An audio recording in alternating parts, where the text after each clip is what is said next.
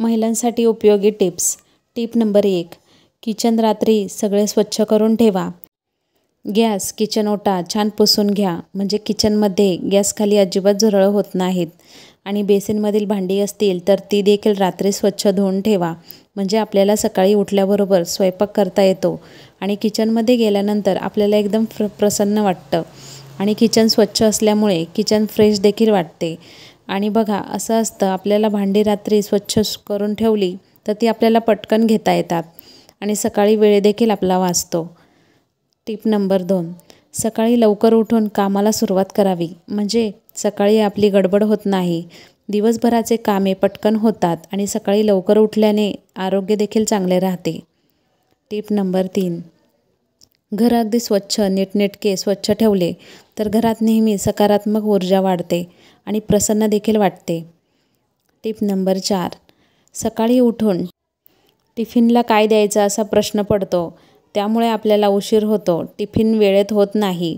तर टिफिनला काय बनवायचं आहे हे रात्रीच ठरवून ठेवा, म्हणजे मग सकाळी उठल्यावर पटापट टिफिनची तयारी करता येते।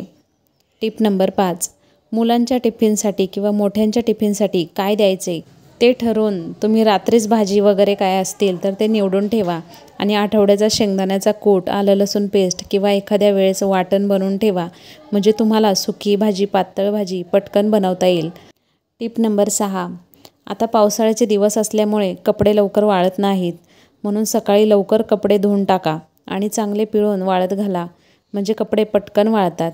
किंवा तुमच्याकडे वॉशिंग मशीन असेल तर तुम्ही सकाळी लवकर वॉशिंग मशीन लावा, म्हणजे तुमचे कपडे पटकन धुवून होतात आणि वाळतात देखील आणि तुमचा वेळ देखील वाचतो।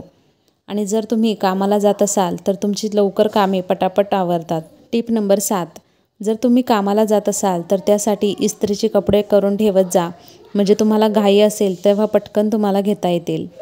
टिप नंबर 8, सकाळी किंवा संध्याकाळी भाजीला जर कडधान्य बनवायचे असतील तर ते रात्री किंवा सकाळी भिजत घाला, म्हणजे ही कडधान्य कुकरला जर लावली तर पटकन शिजतात आणि स्वयंपाक करताना तुम्हाला वेळ लागत नाही, पटकन आवरता येते। या टिप्स वापरून तुम्ही तुमचा वेळ वाचवू शकता आणि अशाच नवीन टिप्स बघण्यासाठी या चॅनलला सबस्क्राईब करा। धन्यवाद।